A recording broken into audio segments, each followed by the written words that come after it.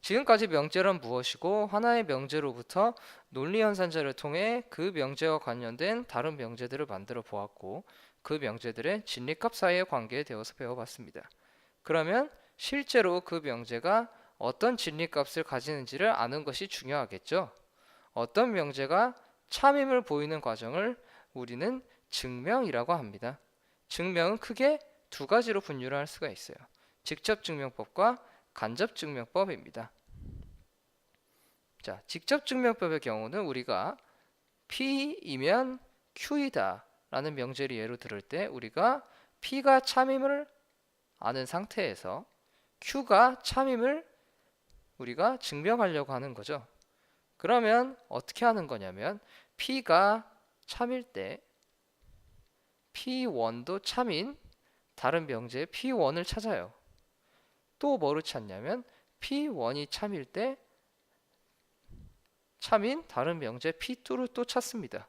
이렇게 계속 가다가 우리가 어느 순간 어떤 명제가 참일 때 Q도 참이다라는 결론에 도달을 하게 되는 거죠. 자, 간접 증명법의 경우는 다음 슬라이드에서 좀 더 자세하게 설명을 해보도록 하겠습니다. 간접 증명법은 우리가 귀류법이라고도 이렇게 얘기를 해요. 귀류법은 결론을 부정하여서 모순이 생김을 보이는 방법입니다. 모순이라는 말 들어보셨나요? 우리가 말의 앞뒤가 맞지 않을 때 모순이라는 말을 쓰죠. 쉽게 생각하면 우리가 결론이 거짓이라고 생각했을 때 결론이 거짓이라고 생각하는 게 결론을 부정하는 거죠. 우리가 이렇게 결론이 거짓이라고 생각을 했을 때 우리가 알고 있는 사실에 위배되는 결과가 나오는 거예요. 그게 모순이죠. 자, 이러한 모순이 발생하지 않으려면 어떻게 돼야 돼요? 결론은 거짓이 아니라 참이 돼야 한다는 거죠. 자, 논리연산자와 진리표를 이용해 조금 더 자세하게 설명을 해보겠습니다.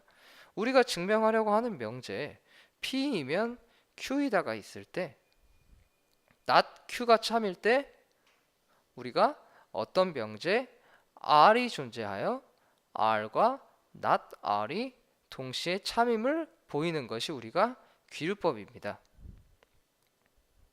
자, 다시 생각을 해보면 자, not Q가 참일 때 어떻게 된다고요? R이 참이고 not R이 참인 거죠. 그런데 이게 가능한가요? 안 되죠. 왜냐하면 우리가 진리표를 생각을 했을 때 R과 not R 사이에 진리표는 어떻게 됐어요? R이 참이면 not R은 거짓이고 R이 거짓이면 not R은 참이었잖아요.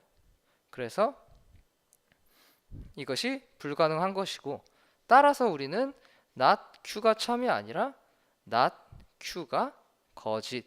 다시 얘기하면 뭐예요? not Q가 거짓이라는 거는 Q가 참이다.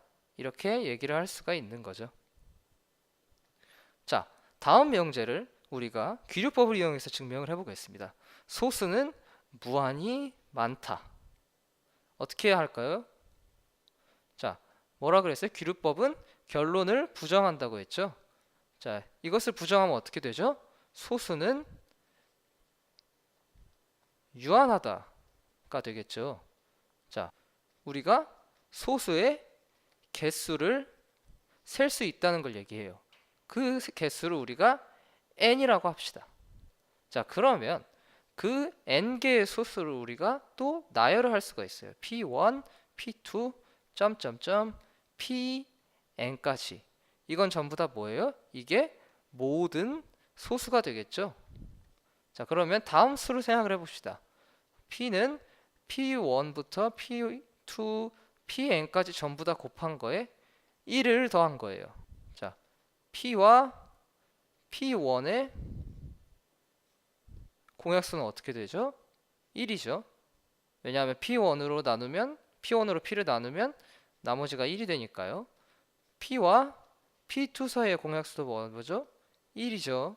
똑같은 방식으로 계속 생각을 하면 전부 다 p1부터 pn까지 전부 다 p와의 공약수가 1입니다. 그렇다면 무슨 얘기일까요? P도 소수이다. 이렇게 생각을 할 수가 있겠죠. 자, 그런데 이 P는 어떻게 돼요? 분명히 P는 어떻게 됩니까?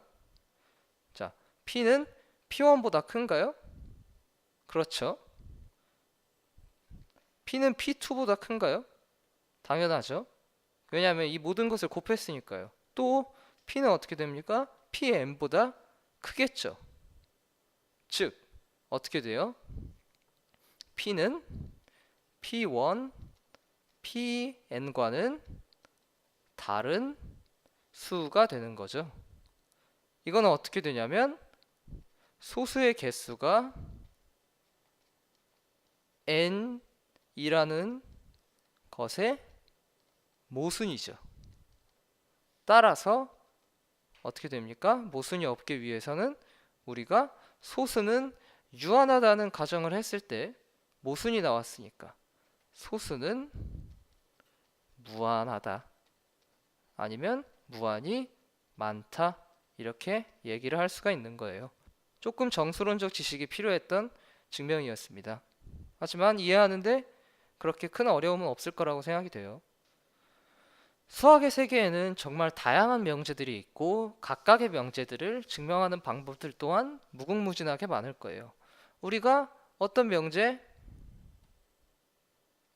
P가 있을 때 그 명제 P를 증명하는 방법이 하나가 아니라 두 번째 방법이 있을 수도 있고 세 번째 방법이 있을 수도 있고 여러 가지 방법이 있다는 거죠. P가 참임을 보이기만 하면 되는 거니까요.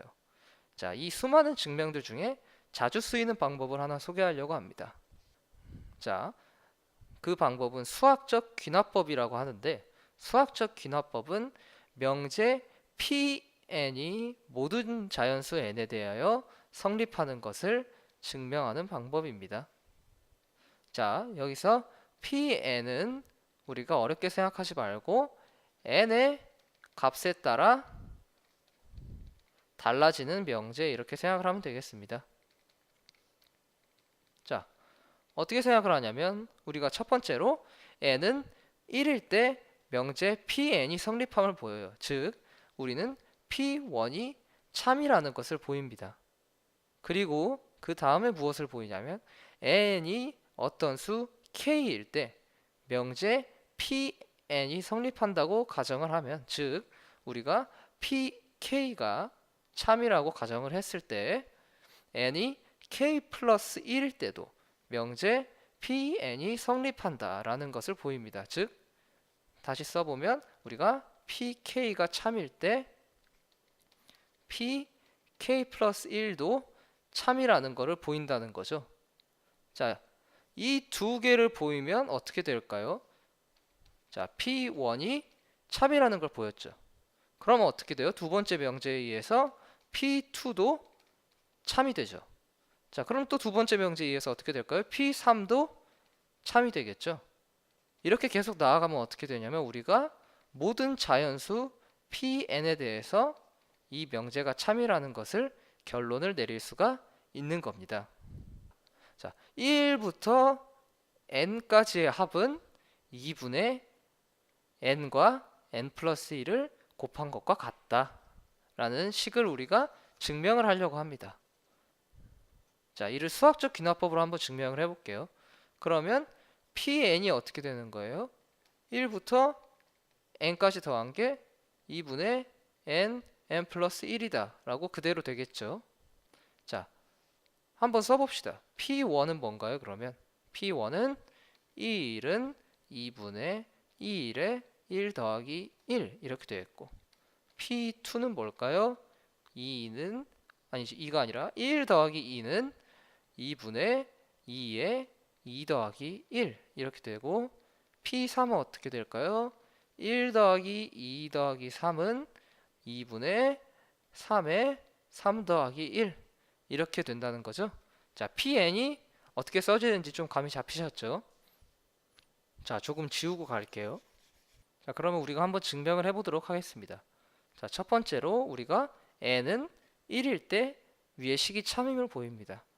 자, P1은 무엇이냐면 1은 2분의 1에 1 플러스 1인데, 자 2분의 1에 1 플러스 1은 2분의 1 곱하기 2니까 당연히 성립을 하겠죠. 그래서 우리가 n은 1일 때는 성립을 하고, 자 우리가 n은 k일 때 성립한다고 가정을 합니다.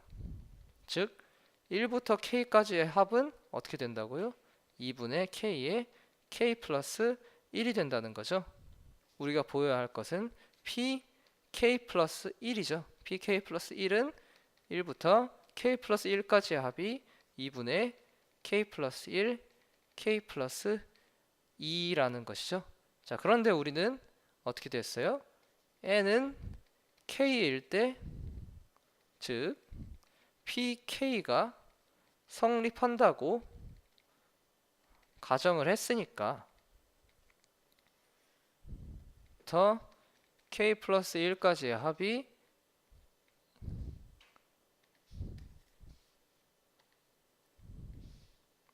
1부터 k까지의 합과 k 플러스 1의 합으로 표현이 되는데, 얘가 2분의 k의 k 플러스 1이고 k 플러스 1의 합이다, 이렇게 나온다는 거죠.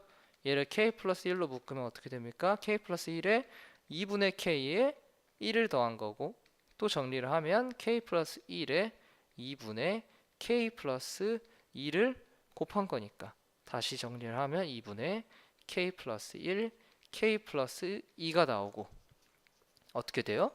우리가 원하는 p k 플러스 1이 참이다, 뭐 참이다 아니면 뭐 성립한다, 이렇게 얘기를 할 수가 있는 거죠. 그러면 우리가 1, 2로부터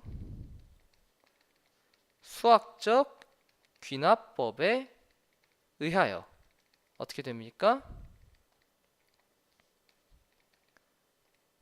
의하여 Pn이 모든 자연수 n에 대해 참이다, 이렇게 쓸 수가 있는 겁니다.